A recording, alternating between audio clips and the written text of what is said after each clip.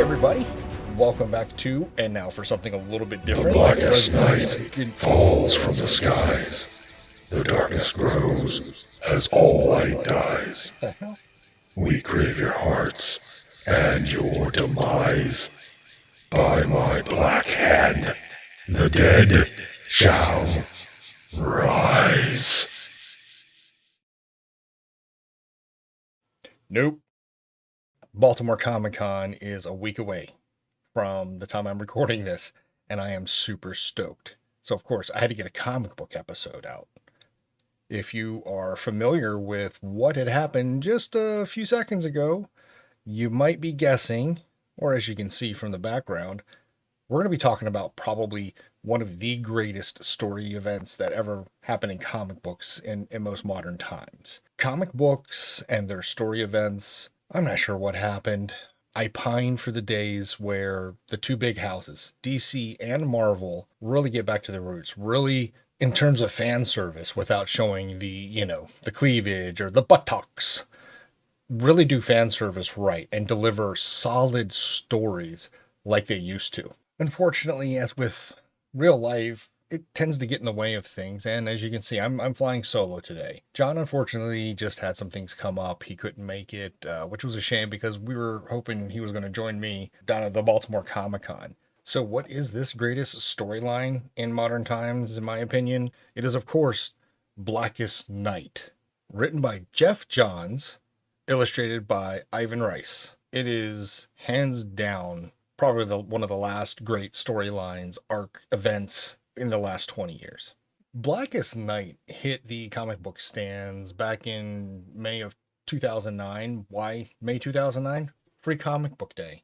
We finally got back to a comic book storyline that once you read that issue for that month, oh my God, the angst, the stress of having to wait another month for the next issue to come out.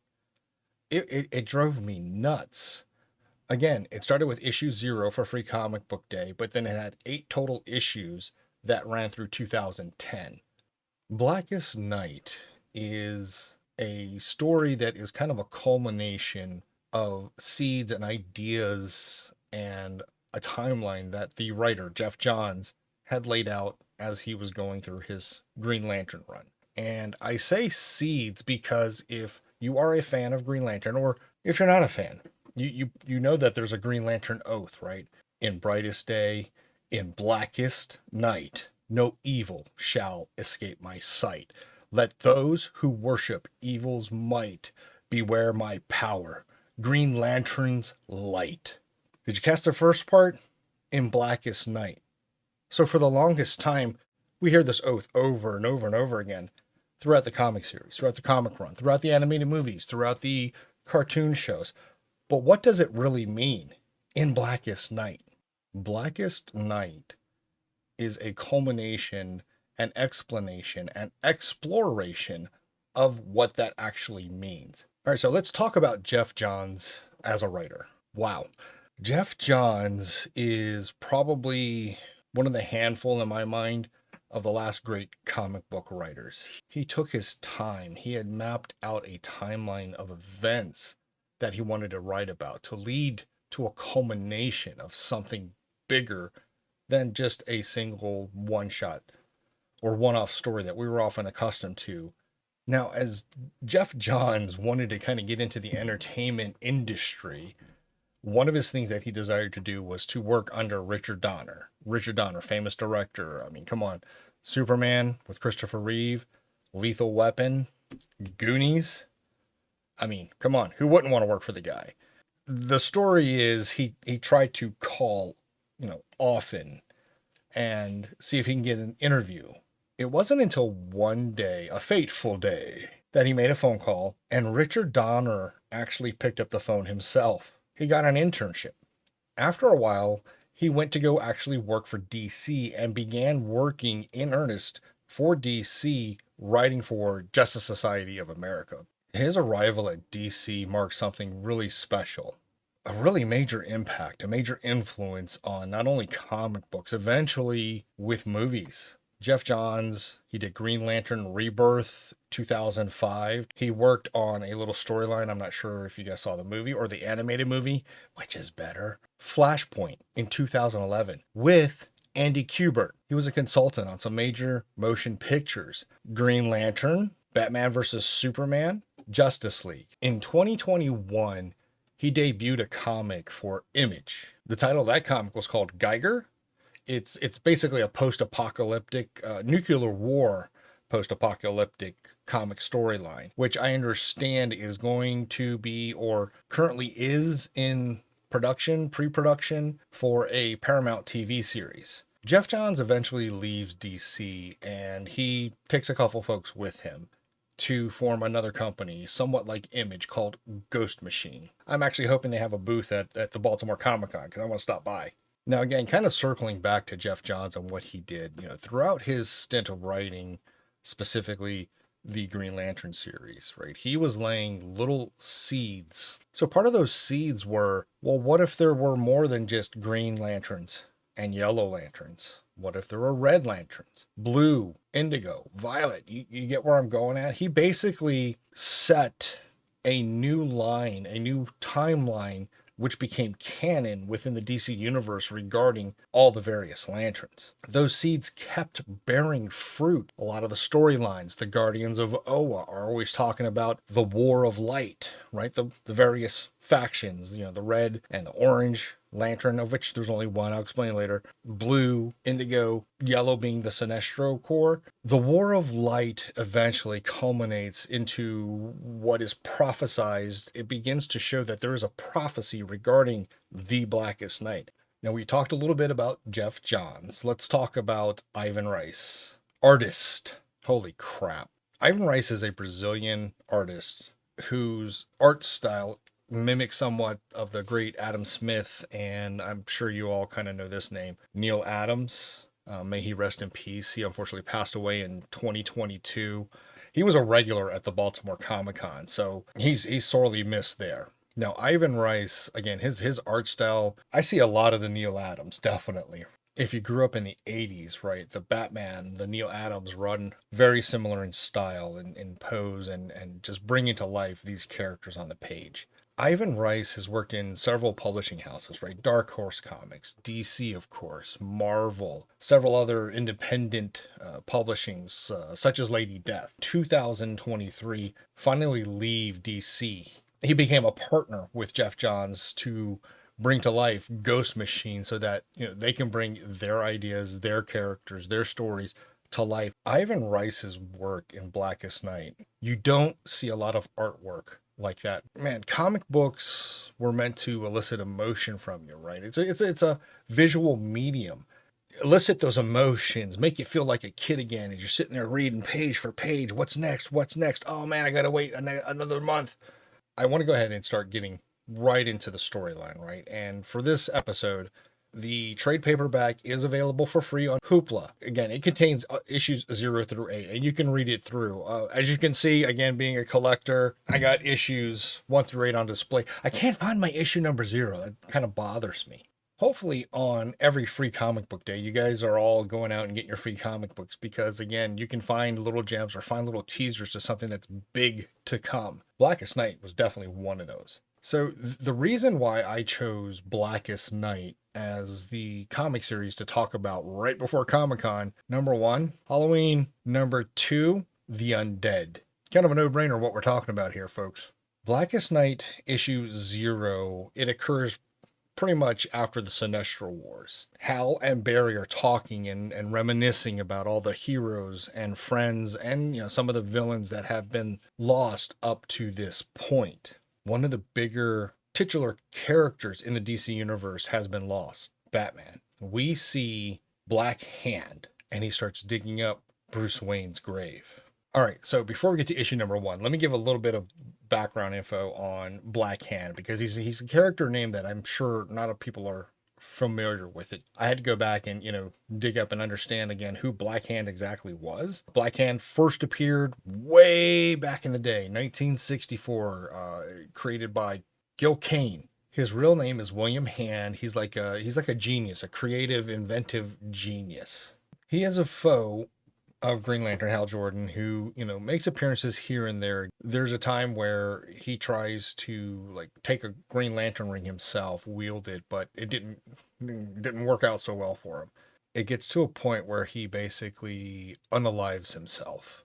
Because of that, he is sort of resurrected and becomes a vessel for one of the, or basically the main villain in Blackest Night. Now, in issue one, again, Hal and Barry are kind of recounting what's going on. Earth's lost pretty much half of its heroes, half of its villains.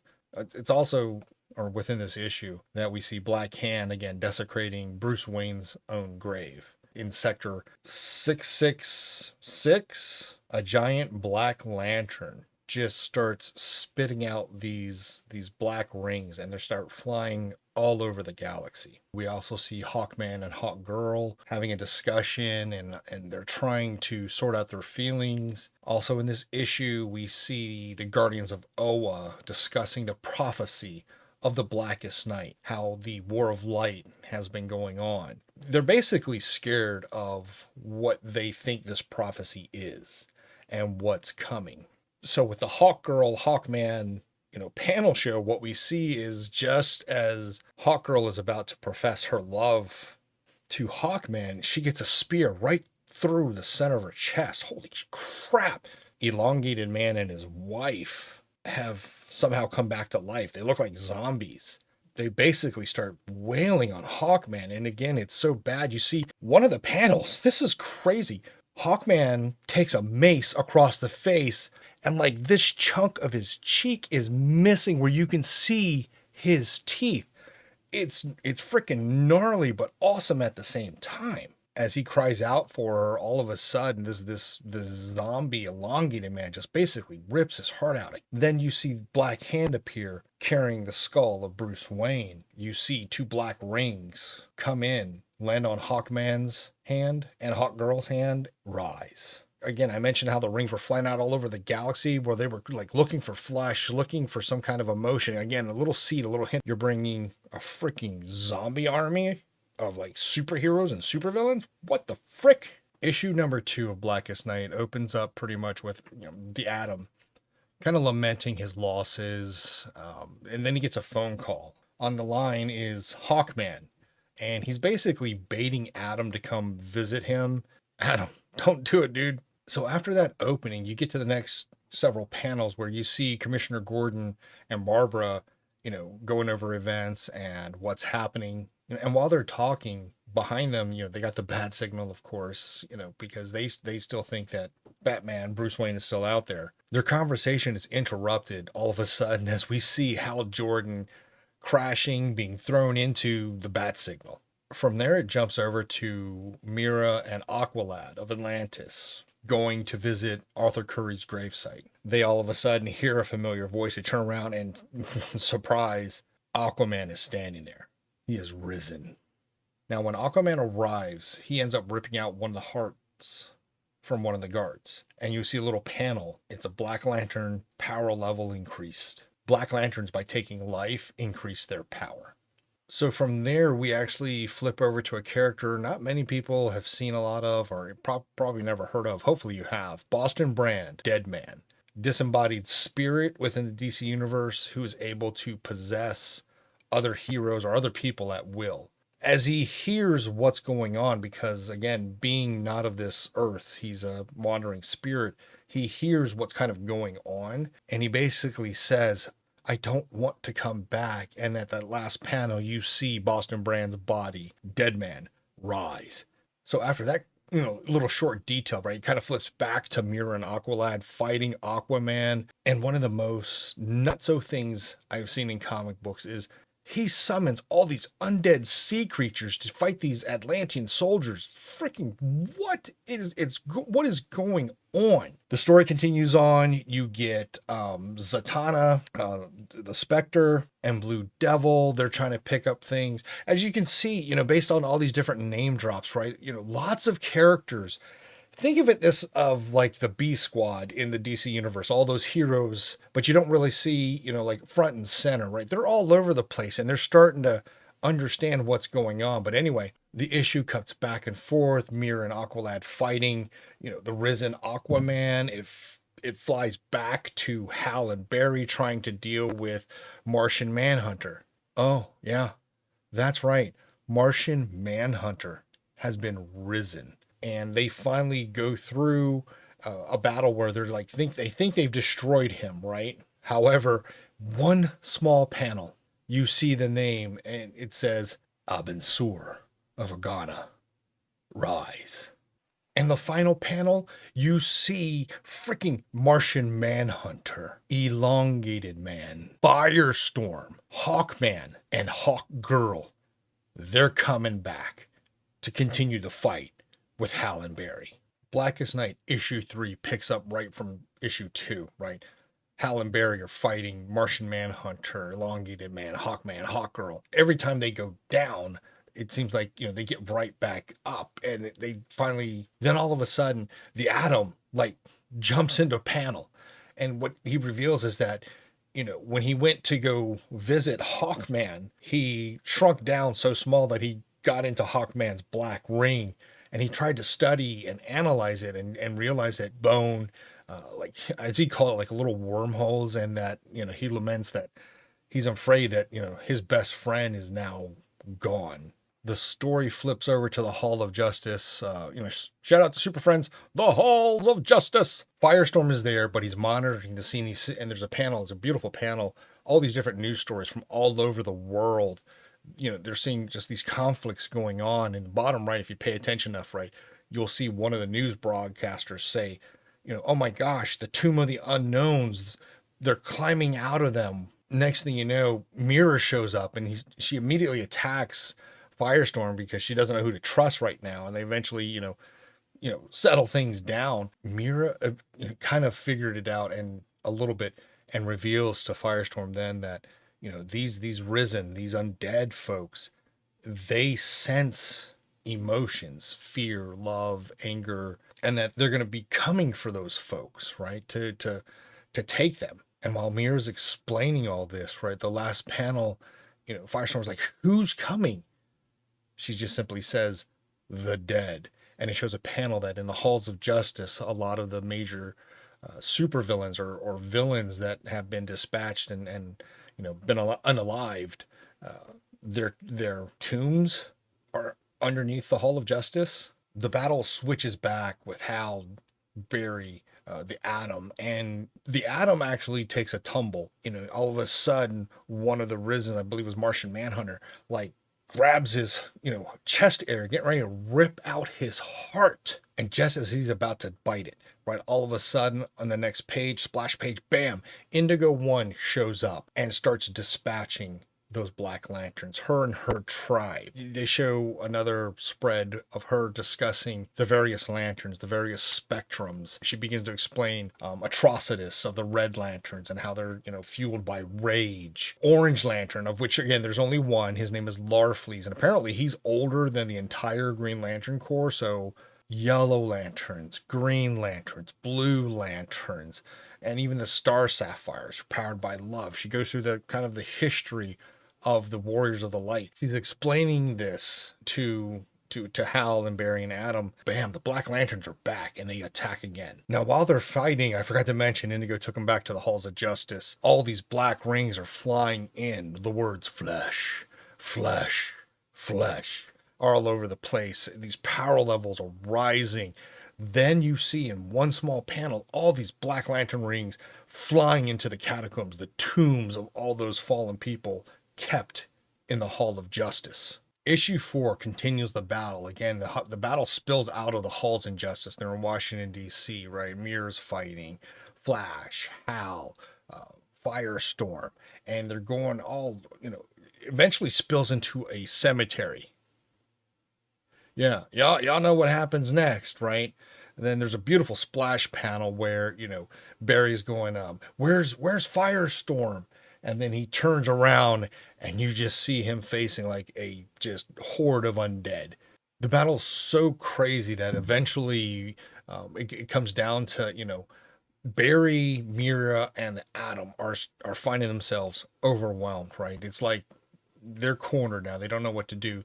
Atom in a bid to save them, basically takes Barry and Mira, shrinks them down to ride a digital cellular line to another place to escape, and it works. After they escape, you see Scarecrow wandering around going, but the next page, you see Azrael risen. It's crazy. Next, you know, we see Lex Luthor. Lex Luthor. What? He's seeing the dead come back to life. He laments, you know, how many people he's killed. So he kind of knows what's going on. Every man for himself. Then the book flips over to Manhattan. And next you know, you're seeing Atom Smasher. If you've seen the new Superman movie, they really upped his game. Mr. Terrific makes an appearance. They're fighting the Risen. You know, the next panel shows Barry just taking off and trying to do what he can, but he's sending out a distress signal, to which all of a sudden you see a panel with Wonder Woman, Green Arrow, Wally West, Cyborg. Then in the next page, of all people, you see Alan Scott, legendary Green Lantern. Alan Scott joins the battle. They're kind of holding their own. They're going through. Then all of a sudden, some of them starting to fall. And you steadily see those power levels increasing until it finally reaches 100%. Once it does, all of a sudden, Barry is stricken. Once you flip the page, you understand he's not like stricken down, but all of a sudden something happens where he hears a connection. He hears voices. Back in Sector 666, you have Black Lanterns with the primary Black Lantern. All of a sudden, it just says transporting. And it transports to Earth. You just simply see the Black Lantern, all these little rings starting to swirl around saying, rise, flesh, flesh. And at the very bottom panel, you see Black Hand, Necron, rise. And then all of a sudden you see this hand coming out of the ground and you realize it's Necron himself. And then he simply says, Coast City, rise. Barry's watching in horror as all these undead come crawling out of the ground. All right, issue 5 opens up, and what we see is Hal with the leaders of all the other Lantern Spectrums. Sinestro, Atrocitus, Star Sapphire, Indigo 1, Larfleeze. What I didn't mention in the earlier episodes is that Hal had just told Barry, I gotta go do something. I'll be back as soon as possible. But this is what he was doing. They went to go find the source of the Black Rings. Now with him is, who's long been part of the Green Lantern lore, Ganthet. He thinks he knows where the Black Lantern is. Hal just simply says, all right, Lanterns, power up. And this gorgeous splash page shows all the Lanterns citing their oaths, powering up to 100%. Back on Earth, Barry Allen, the Flash, is trying to take the fight to Black Hand, Necron, all these undead. And he kind of gets a little bit of an upper hand, but all of a sudden finds himself outnumbered. Well, of course, he tries to escape, and then all of a sudden he's joined by Barry. It's like, what are you doing here? And he says, like, well, you don't really have a Flash core, so I brought the next best thing. On the next page, oh my gosh, I remember seeing that. It was just such an amazing feeling to see. Superboy, Starfire, Cyborg, Wonder Woman, Superman. So they join the battle and they're just, I mean, imagine Superman, heat vision, just mowing down zombies. But then you get to a point where you see one of the guardians of Oa, who had succumbed to the Black Lanterns. He gets the upper hand on the Flash and he basically says they're ours to drain. All the leaders of the freaking Lanterns show up and they just start blasting him. It's crazy, amazing goodness. All their powers combined start attacking the primary Black Lantern core. In the background, you see the Black Hand says, let's reveal you for who you really are.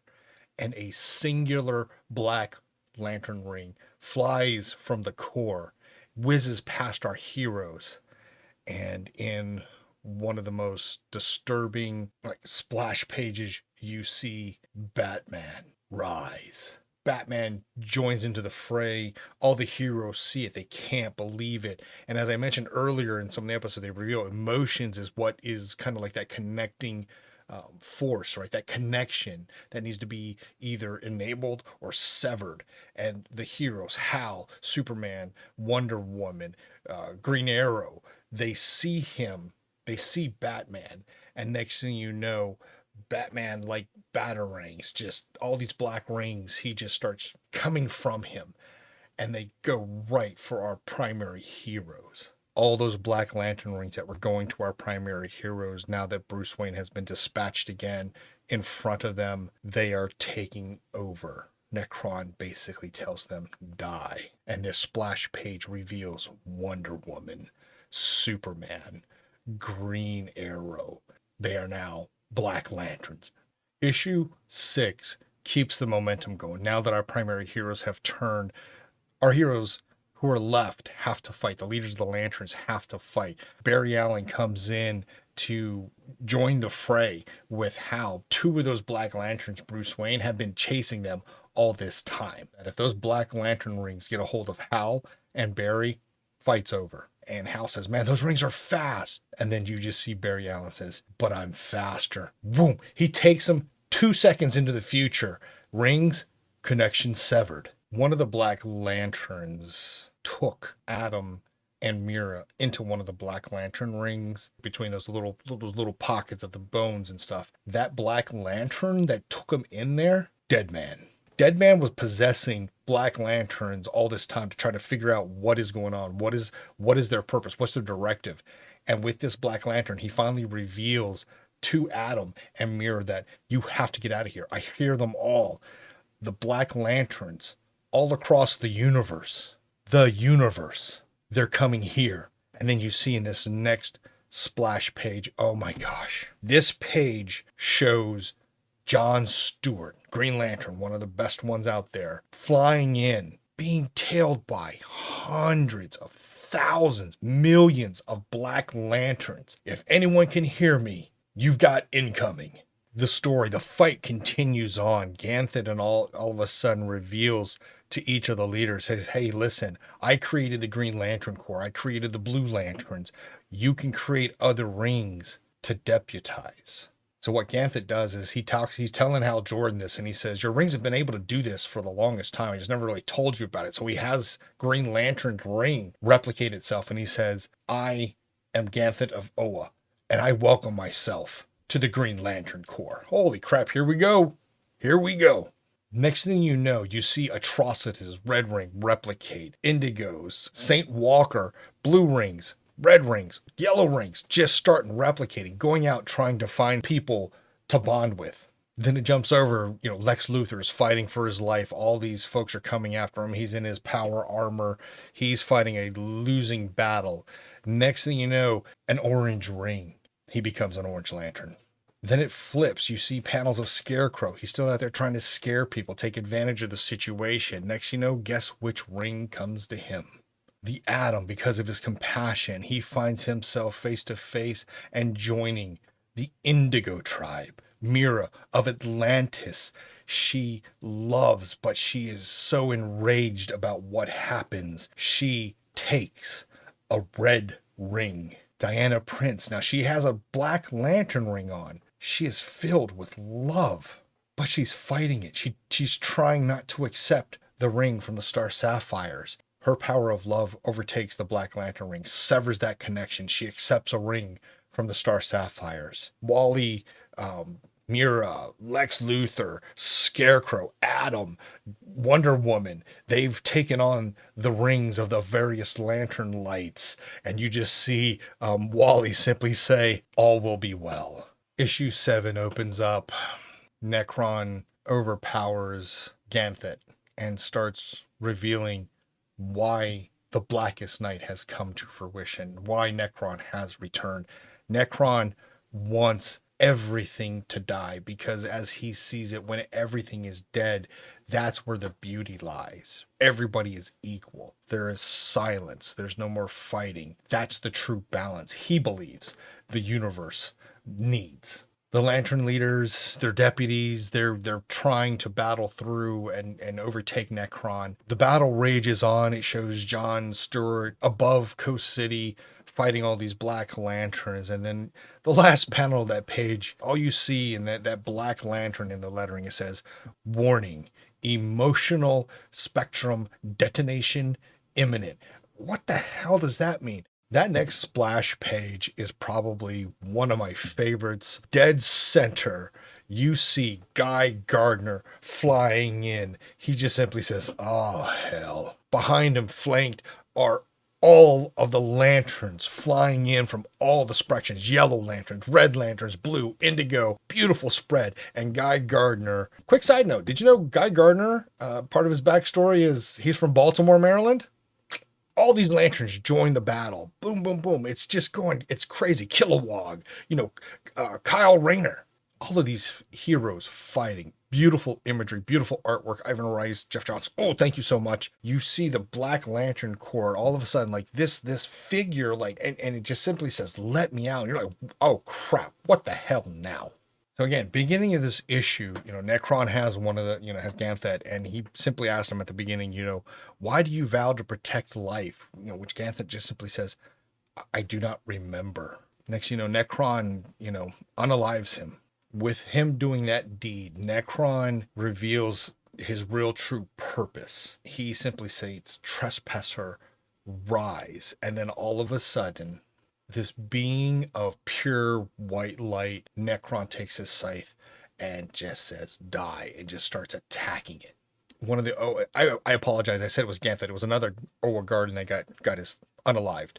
But Ganthet's with Hal Jordan, and Hal's like, what is that? And Ganthet reveals that it's simply called the Entity. It is the progenitor of all life within the universe. And they buried it, they hid it on Earth because they didn't think anybody would come mess with it with Earth's mightiest superheroes on that planet.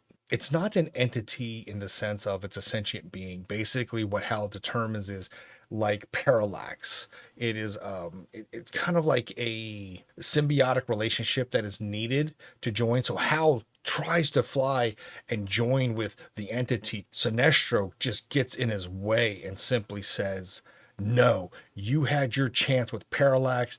You almost killed us all. It's now my turn. I will become the greatest lantern of all. Tal Sinestro of Korugar. Destiny awaits.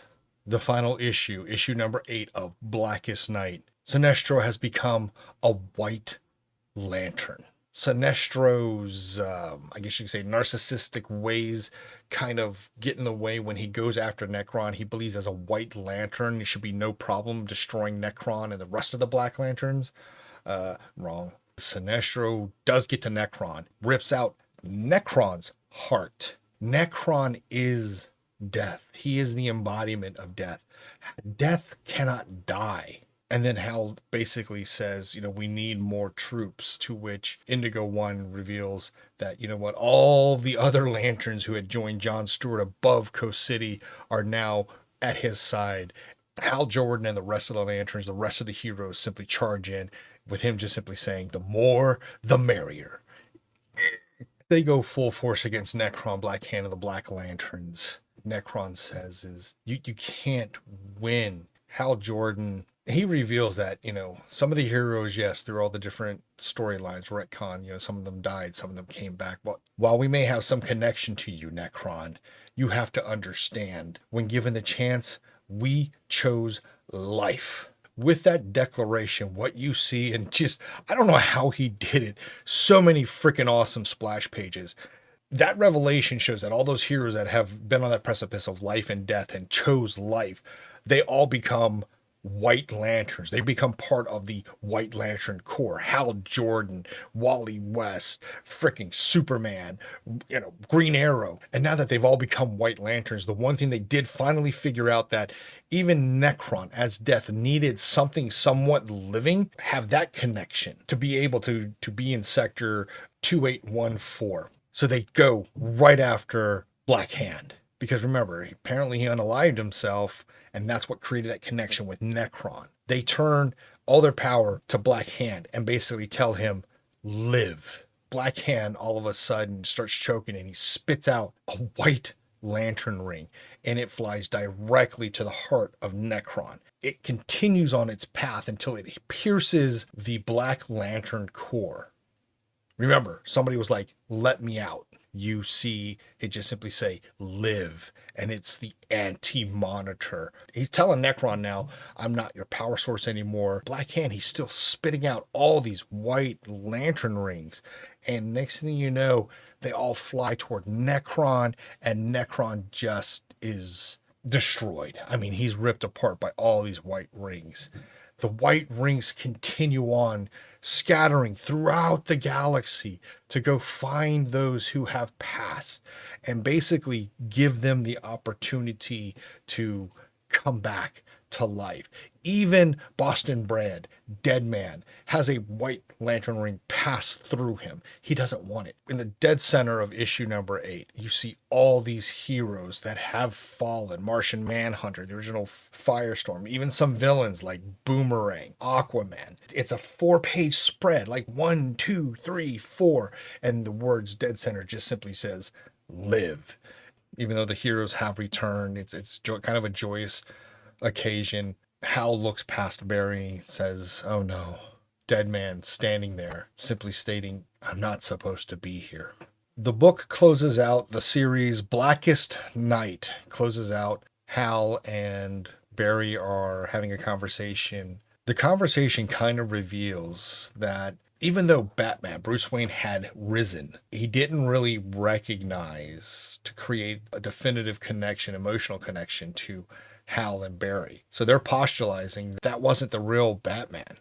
Barry asks, what about the entity? Hal tells him, I can feel it out there. And the final page in issue number 8 simply shows that there's a big old crater in this road, and in there sits a solitary white power lantern. Blackest Night, when I first picked it up, after reading issue 1, when it finally hit the comic stands, I was hooked. It was one of those comic series that once you read the first book, if you can relate as a collector, you knew that, man, you had to, like Pokemon, right? I'm going to get them all. The weaving of the War of Light, the different spectrums of lights, the different lanterns, the Black Lanterns themselves, Necron, the Black Hand, White Lanterns, the squads of heroes that had to fight for the survival and saving of the earth. It was fantastic. Heroes that I had kind of forgotten about or didn't even think about appearing on these pages, taking the fight to them. Again, these splash pages that Ivan Reis put together. Holy crap. I haven't felt that much excitement in a damn long time. Yes, there was a follow-up to The Blackest Night, which is The Brightest Day and all its craziness. The Blackest Night. It created a platform that most people have to at least step on to get some kind of understanding of what makes comic book stories great. Blackest Night had cemented a storyline by which it says, you know what? We're bringing all these heroes and these villains back to life. Here's the actual rationale why. And it makes sense, right? This is the now canon established for the DC universe to move forward. There is so much to say that I don't know what to say, because all I can do is Hoopla Digital has the trade paperback. If it's been a long time since you've been excited about an emotional connection to a comic storyline, Blackest Night will check all those boxes for you. Blackest Night definitively elicits emotion from you. I know damn well it did for me. Joy to shock to fear to excitement. It covers all the bases. And what it did do that I don't understand, there is so much that they can draw from to really put out some great stuff. Comics, movies, TV shows. Now we see kind of it with James Gunn kind of picking up Hawkgirl, Guy Gardner, again from Baltimore, Mr. Terrific. Those characters appeared in Blackest Night. Blackest Night itself can be adapted to one hell of a movie. Ivan Reis, his artwork, he turned the ideas, the concepts, the story that Geoff Johns had written, amazing pieces. Again, these splash pages, Please watch till the end. I'm going to put a lot of them up as part of the bonuses closeout. What else would you ask for from a comic book? The Blackest Night is definitely one of those definitive reads. I don't care if you're DC, Marvel, Image, whatever type of fan. You want a great story, great artwork, something that's going to make you feel something. Blackest Night, hands down, the book. I want to thank you again for stopping by for our second episode on comic books. I wish John was here. He picked it up. He told me he really loved the story. But again, thank you for stopping by. I hope you enjoyed this episode. I am going to be heading to Baltimore Comic-Con next weekend.